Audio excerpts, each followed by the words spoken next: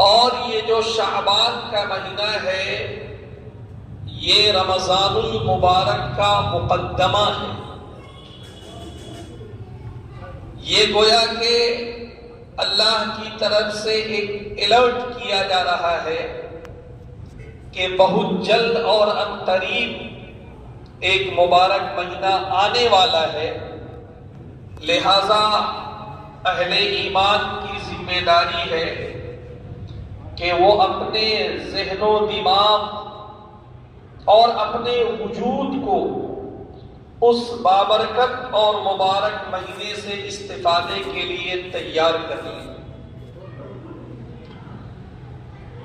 اللہ کے نبی صلی اللہ علیہ وسلم کا جو معمول تھا وہ یہ تھا کہ شعبان نہیں بلکہ جب رجب کا چاند آپ دیکھتے تھے، رجب کا مہینہ جب آتا تھا، آپ ایک دعا فرمایا کرتے تھے، اللہم بارک لنا فی رجب و شعبان وبلغنا رمضان،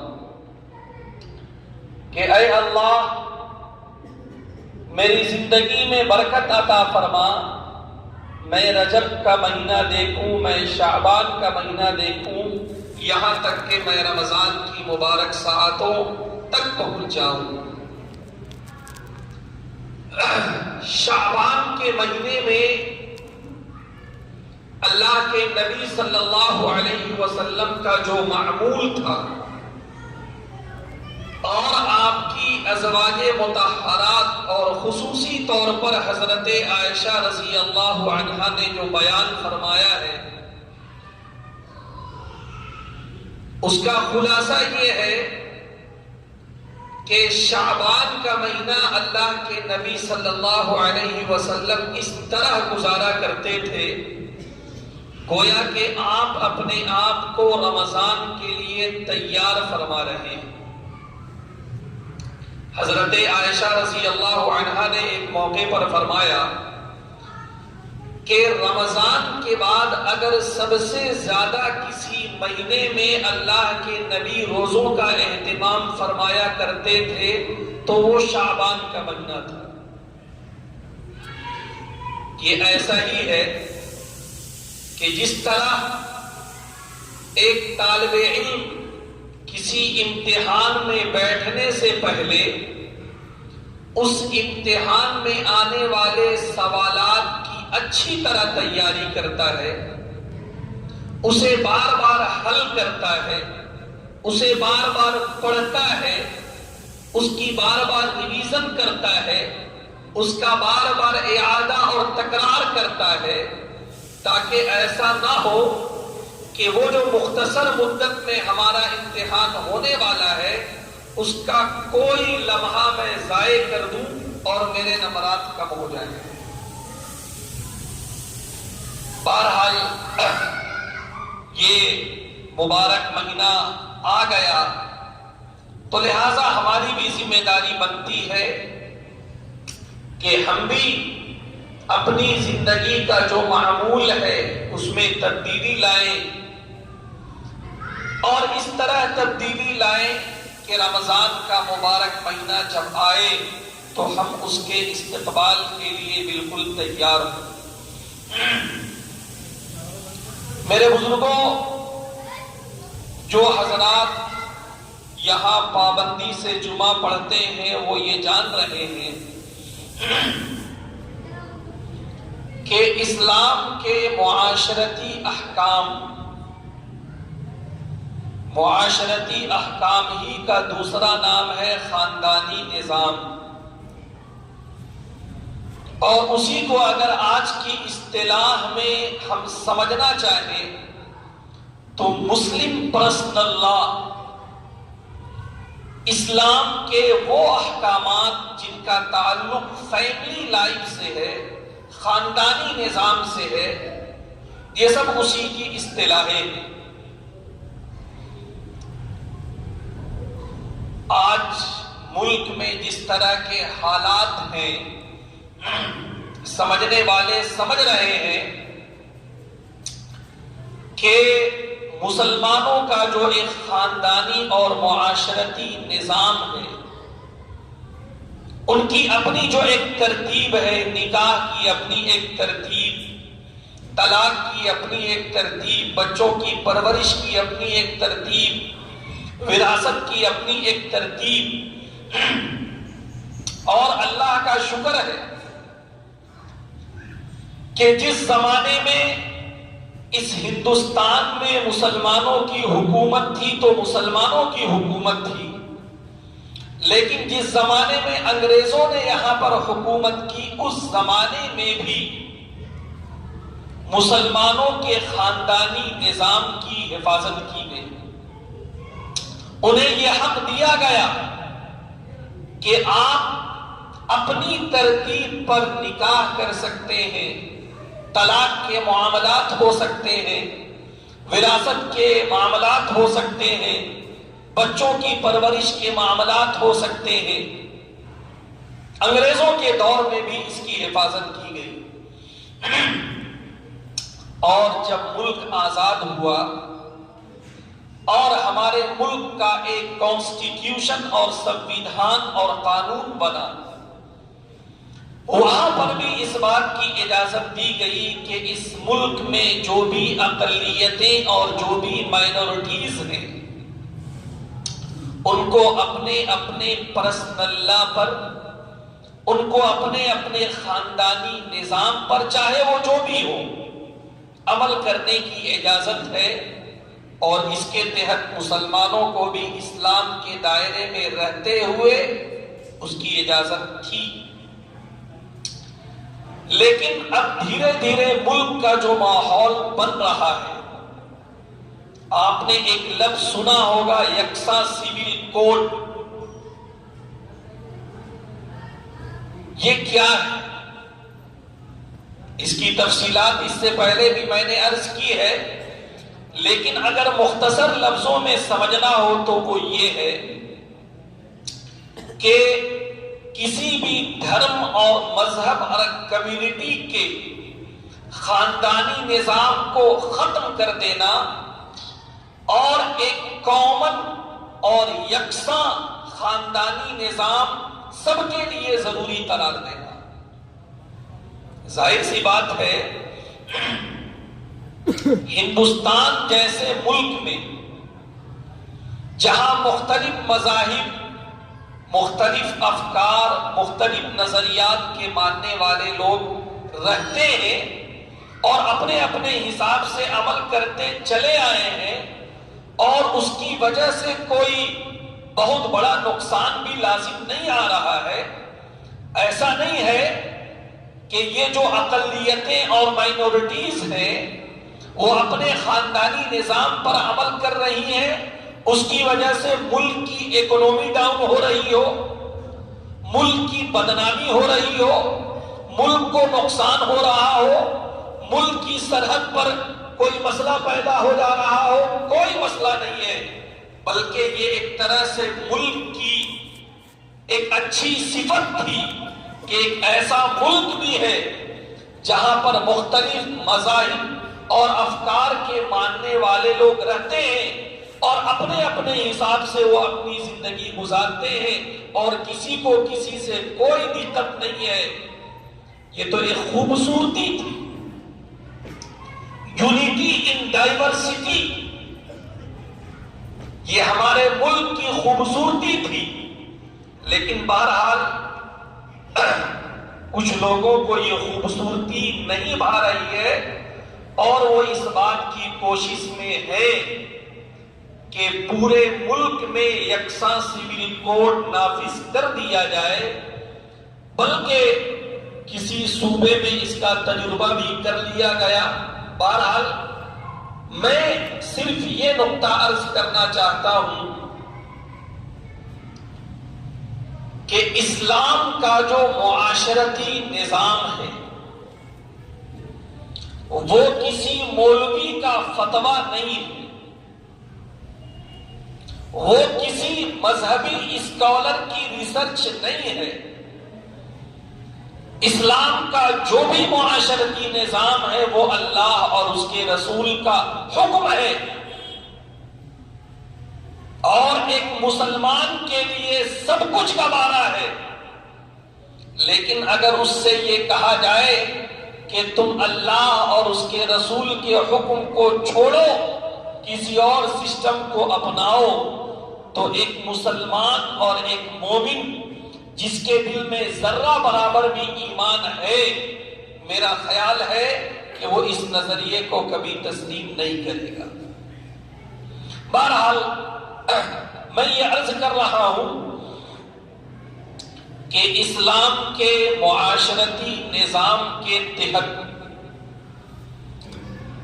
نکاح اور اس کے متعلقات کو سامنے رکھتے ہوئے کچھ باتیں آپ کے سامنے اس سے پہلے رکھی گئی۔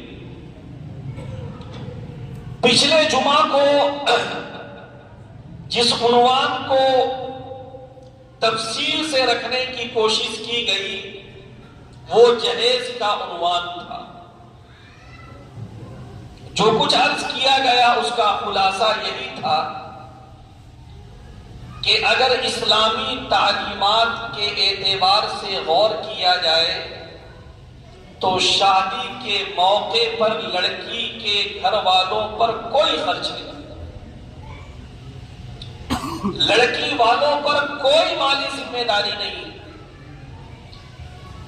شادی کے موقع پر اگر خرچ ہونا ہے تو لڑکے کا خرچ ہونا ہے، اسے مہر کا انتظام کرنا ہے، اسے اپنی ہونے والی اہلیہ کی رہائش کا انتظام کرنا ہے، اسے ولیمے کا انتظام کرنا ہے۔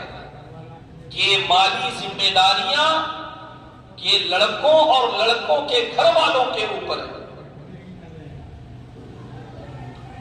اور ایک بات آپ کے سامنے عرض کروں، علماء اور طلبہ بھی یہاں تشریف رکھتے ہیں کہ ہمارا قرآن عربی زبان میں ہے، ہماری حدیث عربی زبان میں ہے، ہم لوگ اردو زبان میں جہیز کا جو معنی لیتے ہیں اس معنی کے لیے عربی زبان میں کوئی لفظ ہے ہی نہیں،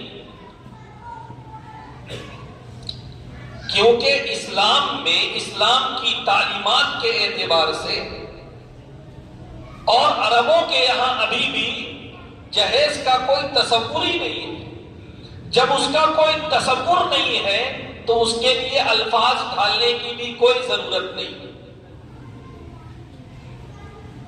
یہ چونکہ یہاں کی پیداوار ہے اور خصوصی طور پر اس ملک اور اس کے آس پاس کے علاقے کی پیداوار ہے، اس لیے یہاں پر شادی کے موقع پر لڑکی کو دیے جانے والے سامان کے لیے ایک لفظ تراش دیا گیا اور اسے جہیز کہہ دیا گیا۔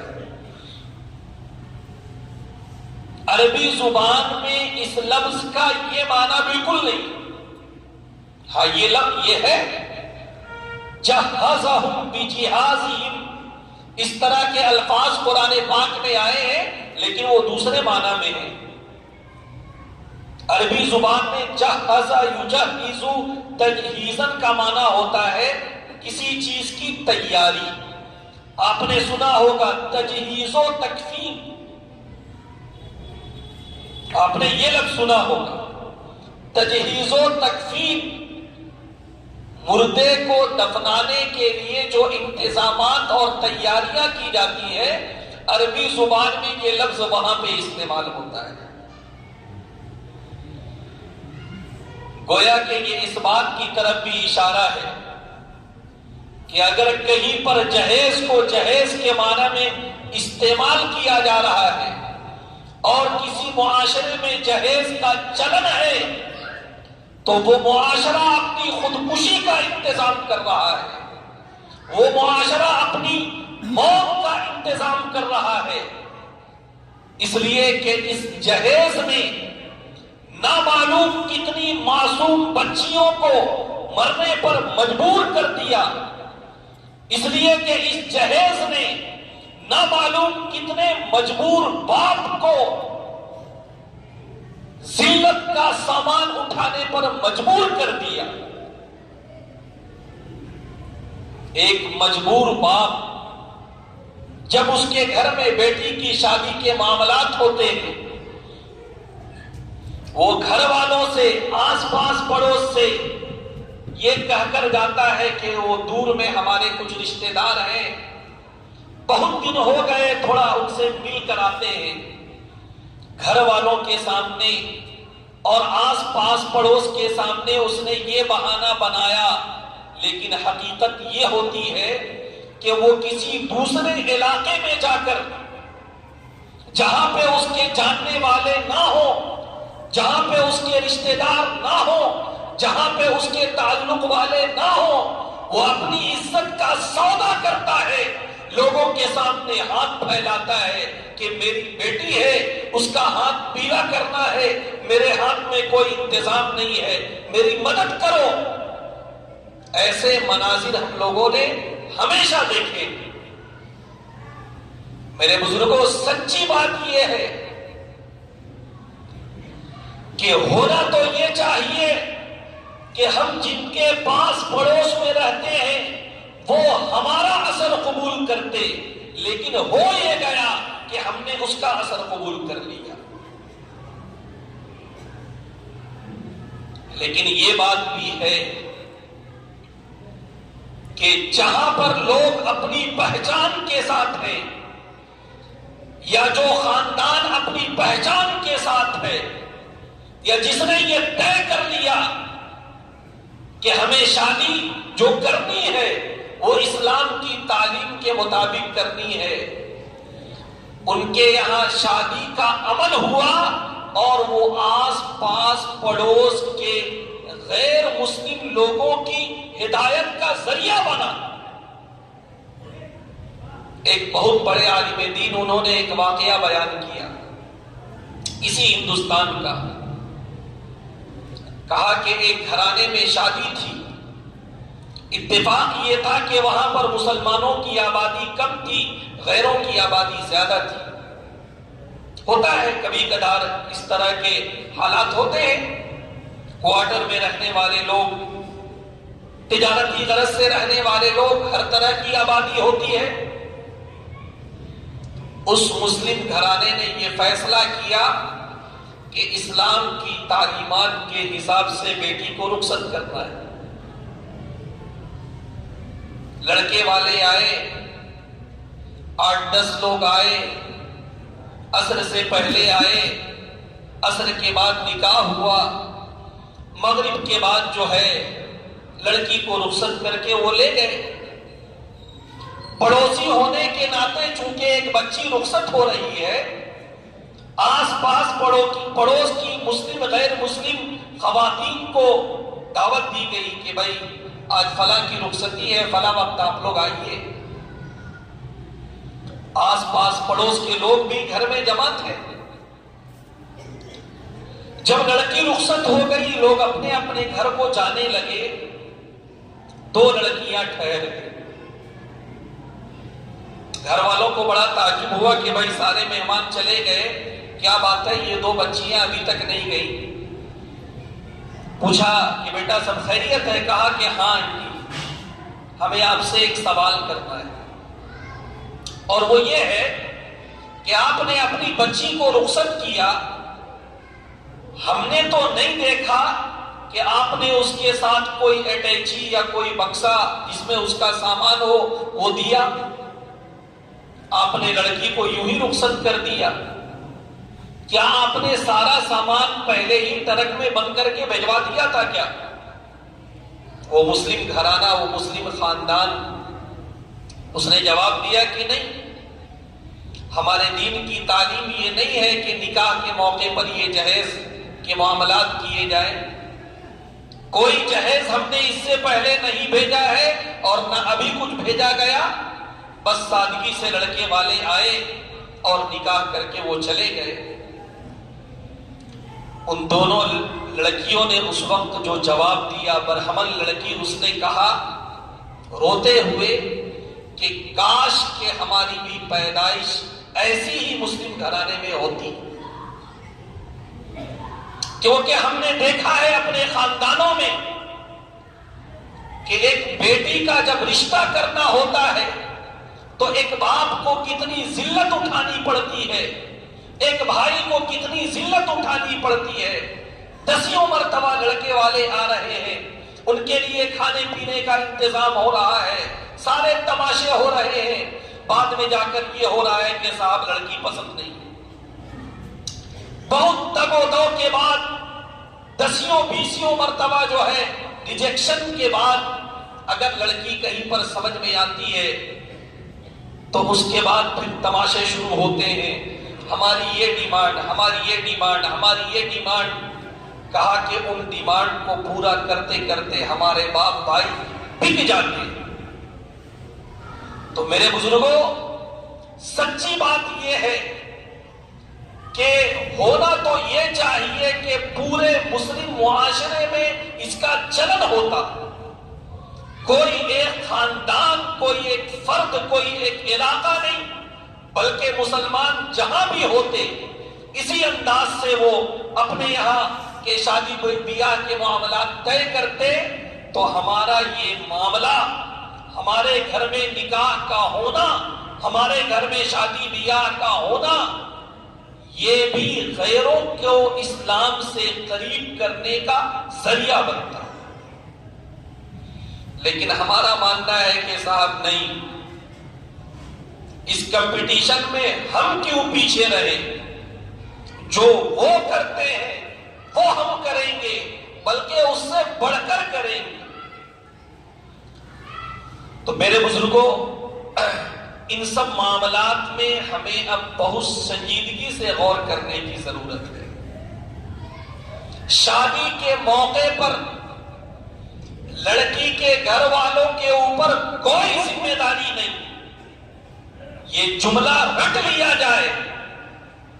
اور خاص طور سے میرے سامنے جو نوجوان بیٹھے ہیں، میں ان سے گزارش کروں گا کہ آپ لوگ بھی ارادہ کریں، آپ لوگ بھی عزم کریں کہ ابھی تک جو روایت چلی آ رہی ہے اسے بدلا جائے گا، ابھی تک جو ٹریڈیشن چلا آ رہا ہے اسے بدلا جائے گا. ایک نئی مثال انشاءاللہ ہم قائم کریں گے. اب تھوڑا آگے چلیں. آپ کہیں گے کہ مولانا یہ تو ٹھیک ہے کہ لڑکی کے گھر والوں کے اوپر کوئی ذمہ داری نہیں ہے، لڑکے کے گھر والوں کے اوپر ہے بہت سارے معاملات، تو اس میں تو ہم آزاد ہیں، ولیمہ ہم جس طرح چاہیں کریں. ایک مسلمان کسی بھی معاملے میں آزاد نہیں، وہ ہر معاملے میں شریعت کا پابند ہے. جی ہاں، اگر آپ کے بیٹے کا نکاح ہوا ہے، اگر کسی لڑکے نے نکاح کیا ہے، اسے ولیمہ کرنا ہے، لیکن اسلام کی جو بنیادی تعلیمات ہے، اور وہ تعلیم یہ ہے کہ اس ولیمے میں اسراف نہ ہو، اس ولیمے میں تبذیر نہ ہو. قرآن پاک میں 19ویں پارے میں سورہ فرقان کے آخری رکوع میں اللہ نے ایک موقع پر اپنے خاص بندوں کی خاص صفات کو بیان فرمایا ہے.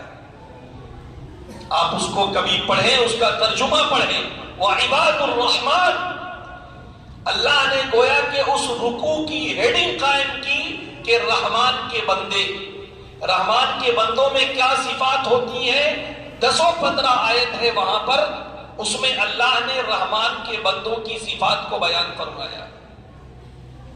وہیں پر ایک آیت یہ ہے، وَالَّذِينَ إِذَا أَنفَقُوا لَمْ يُسْرِفُوا وَلَمْ يَقْتُرُوا وَكَانَ بَيْنَ ذَلِكَ قَوَامًا.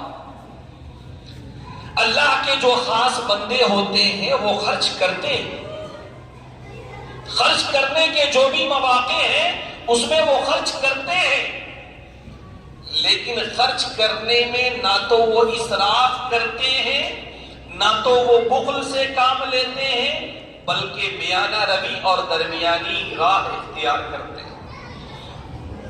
ہم نے 2 لفظ استعمال کیا.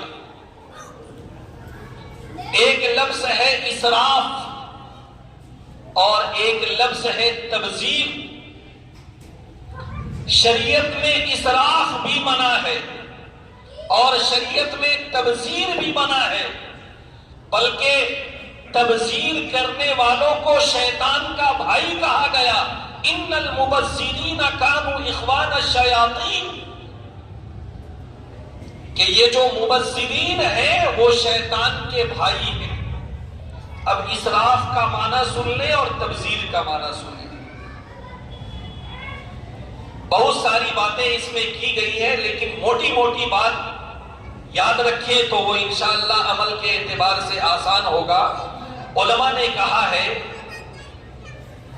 کہ جن موقعوں پر خرچ کرنا جائز ہے، جن چیزوں میں خرچ کرنا جائز ہے، کھانا پینا خرچ کرنا جائز ہے، لباس خرچ کرنا جائز ہے، سواری خرچ کرنا جائز ہے، مکان خرچ کرنا جائز ہے، اور بھی بہت سارے معاملات خرچ کرنا جائز ہے۔ جن موقعوں پر خرچ کرنا جائز ہے وہاں پر ضرورت سے زائد خرچ کر دینا، جتنی ضرورت ہے اس سے زائد خرچ کر دینا، یہ اسراف کہلاتا ہے۔ ضرورت آپ کی 100 روپے میں پوری ہو سکتی ہے، اور وہ ایسا موقع ہے کہ یا ایسی جگہ ہے کہ اس میں خرچ کرنا جائز ہے، لیکن آپ نے 500 خرچ کر دیا، آپ نے اسراف کیا، آپ نے 400 ضائع کیے۔ ضرورت 500 میں پوری ہو سکتی ہے، آپ نے 1000 روپے خرچ کر دیا، آپ نے اسراف کیا، اور اللہ تعالیٰ اسراف کرنے والوں کو پسند نہیں فرماتا۔ تو اسراف کا معنی ہوا کہ جن موقعوں پر اور جن چیزوں پر خرچ کرنا جائز ہو وہاں پر ضرورت سے زیادہ خرچ کرنا۔ بات سمجھ میں آ رہی ہے؟ آپ کہیں گے مولانا ہمارا مال ہم نے محنت سے کمایا، آپ پابندی لگانے والے کون؟ نہیں میرے بزرگوں، میرے عزیزوں، وَآتُوهُم مِّن مَّالِ اللَّهِ الَّذِي آتَاكُمْ، یہی سب سے بڑی غلط فہمی ہے۔ آپ نے کیسے سمجھا میرا مال؟ یہ جان اللہ کی، یہ مال اللہ کا، یہ ہمارے پاس بطور امانت کے ہے۔ کسی کو اللہ نے تھوڑی امانت دی، کسی کو اللہ نے زیادہ امانت دی، لیکن یہ امانت اللہ کی ہے۔ اس میں جو خرچ ہونا ہے وہ اپنی مرضی سے نہیں، اللہ کی مرضی سے خرچ ہونا ہے۔ آخر کیوں کہا گیا کہ کل قیامت کے دن اللہ کے سامنے ایک شخص اور سب کو کھڑا ہونا ہے؟ وہ کھڑا ہوگا، اس کے قدم زمین سے چپک جائیں گے، اور جب تک وہ کچھ سوالات کا جواب نہیں دے دے گا اس وقت تک اس کے قدم زمین سے ہٹ نہیں سکتے۔ اللہ پوچھے گا عمر کے بارے میں کہاں لگایا، اللہ پوچھے گا جوانی کے بارے میں اسے کہاں صرف کیا، اللہ پوچھے گا مال کے بارے میں من این اکتسبہ وفیما انفقہ، مال کہاں سے کمایا؟ ایسا تو نہیں ہے کہ مال کمانے میں کوئی ناجائز طریقہ تم نے اختیار کر لیا، اس پہ بھی پابندی۔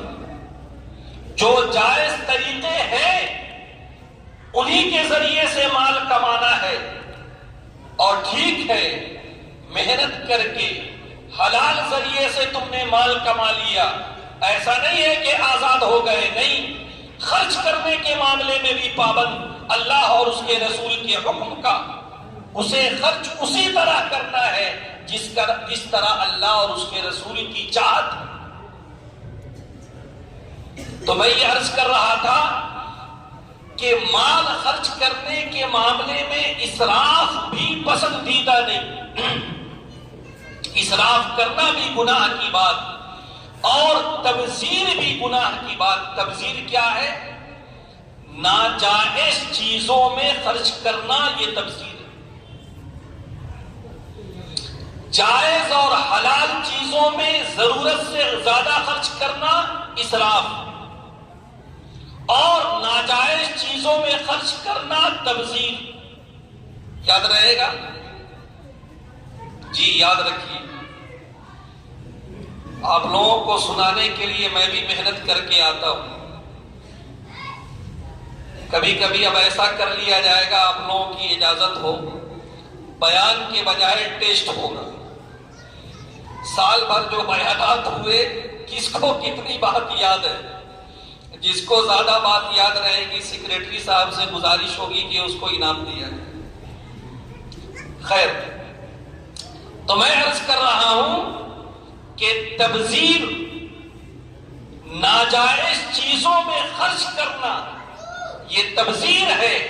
ان المبذرین کانوا اخوان الشیاطین، جو ناجائز چیزوں میں خرچ کرتے ہیں وہ شیطان کے بھائی ہیں۔ ٹھیک ہے، بیٹے کا ولیمہ کر رہے ہو، بہو گھر میں لا رہے ہو، بڑی خوشی ہے، لیکن اس کا یہ مطلب نہیں ہے کہ ناچ گانے کا انتظام ہو جائے، اس کا یہ مطلب نہیں ہے کہ ڈھول تماشے کا انتظام ہو جائے، اس کا یہ مطلب نہیں ہے کہ ناجائز امور کا ارتکاب ہو جائے۔ نہیں، آپ اس موقع پر بھی شریعت کے پابند ہیں۔ ولیمہ آپ کریں، ضرور کریں، لیکن جیسا اللہ اور اس کے رسول کی چاہت ہے اس طرح ولیمہ کیا جائے۔ وقت ہو رہا ہے، انشاءاللہ تفصیل سے عرض کیا جائے گا، لیکن ایک دو بنیادی بات آپ ذہن میں رکھیں کہ احادیث کی روشنی میں ولیمے کی دو قسمیں کی گئی ہیں۔ ایک ہے شر ولیمہ، بدترین ولیمہ، اور ایک ہے خیر الولیمہ، بہترین ولیمہ۔ اب آپ کہیں گے یا ہم لوگوں سے پوچھا جائے کہ بھائی بہترین ولیمہ کیا ہے، تو ہمارے یہاں ڈیفینیشن بہترین ولیمہ کی یہ ہے کہ جس میں اتنے آئٹم ہوں کہ آدمی گنتے گنتے تھک جائے، سب کو کھا نہ سکے، یہ ہمارے یہاں بہترین ولیمہ ہے۔ اور بدترین ولیمہ ہمارے یہاں کیا ہے؟ بدترین ولیمہ ہمارے یہاں یہی ہوگا کہ ارے گوشے پلاؤ بیٹا رکھائی دے لو۔ نہیں، اللہ اور اس کے رسول کے یہاں بدترین ولیمہ اور بہترین ولیمہ، اللہ کے رسول نے فرمایا کہ جس ولیمے میں، جس دعوت میں غریبوں کو کنارے رکھا جائے، غریبوں کو نظر انداز کیا جائے، وہ بدترین ولیمہ ہے۔ اور جس ولیمے میں سماج کے ہر طبقے کو بلایا جائے اپنی استطاعت کے مطابق، وہ بہترین ولیمہ ہے۔ جی آج ہو رہا ہے، مجھے تو نظر آ رہا ہے، کہیں پر اس کی بدترین ولیمے کی کیا شکل ہے، اب کوئی کرتا ہو خدا کے لیے برا نہ مانے، لیکن مجھے نظر آ رہا ہے۔ ایک شکل آپ کو بتا دیں، بسا اوقات ولیمہ ہوتا ہے 2 دن ولیمہ۔ ایک ولیمہ کیا ہوا، گھر کے آس پاس پڑوس خاندان کے لوگوں کو جمع کیا گیا، ہاں بھائی پلاؤ، گوشت، سلاد، پاپڑ، اچار کھا کے جائیے۔ ایک ولیمہ یہ ہو گیا۔ ایک دوسرا ولیمہ ہو رہا ہے، ریڈیشن بلو میں ہوگا، وہاں پہ ہمارے سلیکٹڈ لوگ آئیں گے، ہمارے بالکل خواص لوگ ہیں وہ آئیں گے، اور وہ مختصر لوگوں کا ایک بہترین ریسیپشن ہوگا۔ وہاں پہ سب کو کہا جانے کی اجازت۔ مجھے اپنے طور پر یہ ترتیب صحیح نہیں معلوم ہوتی، اور جو لوگ ایسا کرتے ہیں، گاؤں کے لوگ، خاندان کے لوگ، رشتہ دار ان سے بدگمان ہوتے ہیں کہ صاحب آپ نے کیٹیگری کر رکھی ہے، آپ کے یہاں 1 نمبر اور 2 نمبر ہے۔ نہیں، ہمارے یہاں 1 اور 2 نمبر نہیں ہے، ہمارے یہاں تو یہ ہے کہ نماز جیسی افضل ترین عبادت میں بھی اگر کوئی بادشاہ پہلی صف میں کھڑا ہے اور اسی کے بغل میں اگر کوئی 4th کلاس کا مزدور بیٹھ جائے، اس بادشاہ کی اوقات نہیں ہے کہ اسے یہ کہہ دے کہ تم اس جگہ سے اٹھ جاؤ۔ ایک ہی صف میں کھڑے ہو گئے محمود و ایاز، نہ کوئی بندہ رہا نہ کوئی بندہ نواز۔ یہ تفریق اور پارٹیشن کیوں؟ تو ہمیں کوشش کرنا ہے کہ ہمیں اپنے گھر میں بہترین ولیمہ کرنا ہے۔ یہ جو ایک شکل ہے یہ بھی میرے حساب سے بدترین ولیمے کی شکل ہے۔ ایک شکل اور ہوتی ہے کہ چلیے بھائی ایک ہی جگہ انتظام ہے، سب کا انتظام ہے، لیکن اتنی ہائی فائی جگہ ہمیں انتظام کر دیے، اب کسی اور کے بارے میں کیا کہیں، ہم اپنے بارے میں کہہ رہے ہیں کہ ہمیں اپنی موٹر سائیکل لے کر وہاں پر جانا اچھا نہیں لگ رہا ہے، کوئی اسکارپیو سے اتر رہا ہے، کوئی کریٹا سے اتر رہا ہے، کوئی بریزا سے اتر رہا ہے، کوئی کیا معلوم کون سی گاڑی سے اتر رہا ہے۔ اب وہاں پہ ہم اپنی جو ہے یہ موٹر سائیکل کہاں گھسیڑ دیں؟ نہیں، اس انداز سے ایسی جگہ میں اس طرح ولیمہ کیا جائے کہ کسی کو آنے جانے میں کوئی تکلف نہ ہو، کسی کو آنے جانے میں کوئی پریشانی نہ ہو، ایک غریب بھی خوشی سے آئے اور آپ نے جو بھی انتظام کیا ہے ان انتظامات سے لطف اندوز ہو، اور ایک امیر بھی آئے، یہی ہماری پہچان ہونی چاہیے۔ تو میرے بزرگوں، ہمیں اپنے گھر میں جو ولیمہ ہو رہا ہے اس میں بھی ان باتوں کا خیال رکھنا ہے، اسراف نہ ہو، تبذیر نہ ہو، وہ ولیمہ بہترین ولیمہ بنے، وہ ولیمہ بدترین ولیمہ نہ بنے۔ اور یہ بالکل نہیں ہونا چاہیے کہ صاحب یہ پہلا موقع ہے، 5 لاکھ میں بھی ہو سکتا ہے لیکن 50 لاکھ خرچ کر دیا۔ حضرت عبد الرحمن ابن عوف رضی اللہ عنہ، مالدار صحابہ جو تھے ان میں حضرت عبد الرحمن ابن عوف بھی تھے جی۔ ان کا جب انتقال ہوا انہوں نے اتنا سونا چھوڑا کہ ان کے وارثین کے درمیان میں تقسیم کرنے کی جب ضرورت پیش آئی ان سونوں کو ٹانگوں اور آریوں سے کاٹا گیا، اتنا سونا انہوں نے چھوڑا تھا۔ اب آپ کہیں گے کہ وہ کیا کرتے تھے کہ اتنا وہ مالدار ہو گئے؟ تو لوگوں نے تحقیق کیا، لوگوں نے ریسرچ کیا، بلکہ بعض اسلامی اسکالر انہوں نے اس پہ کتابیں لکھی ہیں کہ عبد الرحمن ابن عوف کا طریقہ تجارت پڑھنا چاہیے۔ جو لوگ بزنس مین ہیں، ہم صاحب ٹونی بلیئر کو پڑھتے ہیں، ہم صاحب کیا معلوم کس کو پڑھتے ہیں، ہم امبانی کو پڑھتے ہیں، اڈانی کو پڑھتے ہیں، اور پڑھیے حضرت عثمان کو پڑھیے۔ اگر مالداری حاصل کرنا ہے اور جائز طریقے سے حاصل کرنا ہے، اللہ نے اس کا بھی نمونہ بنا کے رکھا ہے۔ حضرت عثمان کی زندگی کو پڑھیے، حضرت عبد الرحمن ابن عوف کی زندگی کو پڑھیے۔ خیر، تو حضرت عبد الرحمن ابن عوف کتنے مالدار؟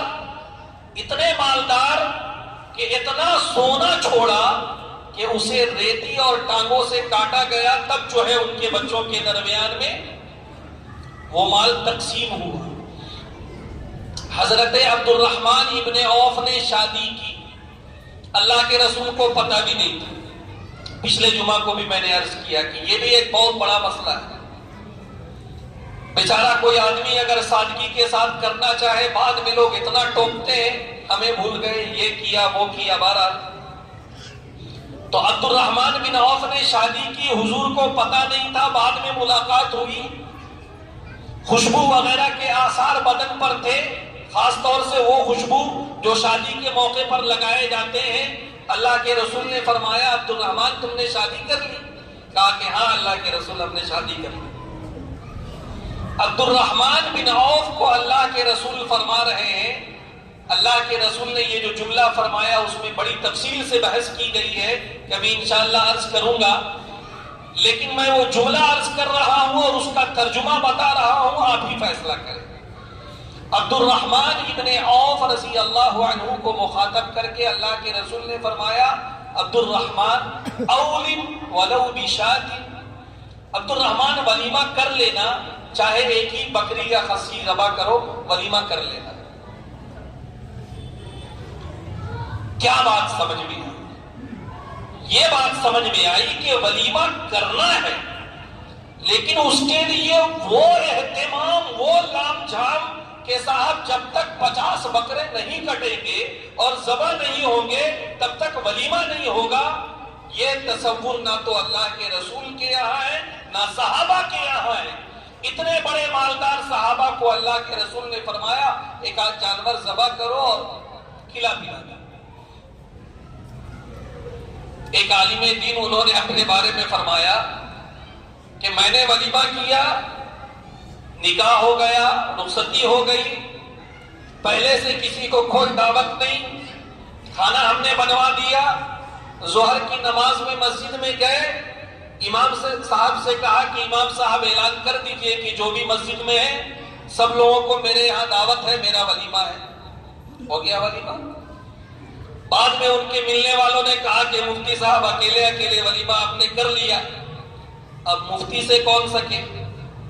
سوال و جواب میں اٹھا پٹک کے معاملے میں بھلے سک جائے کوئی۔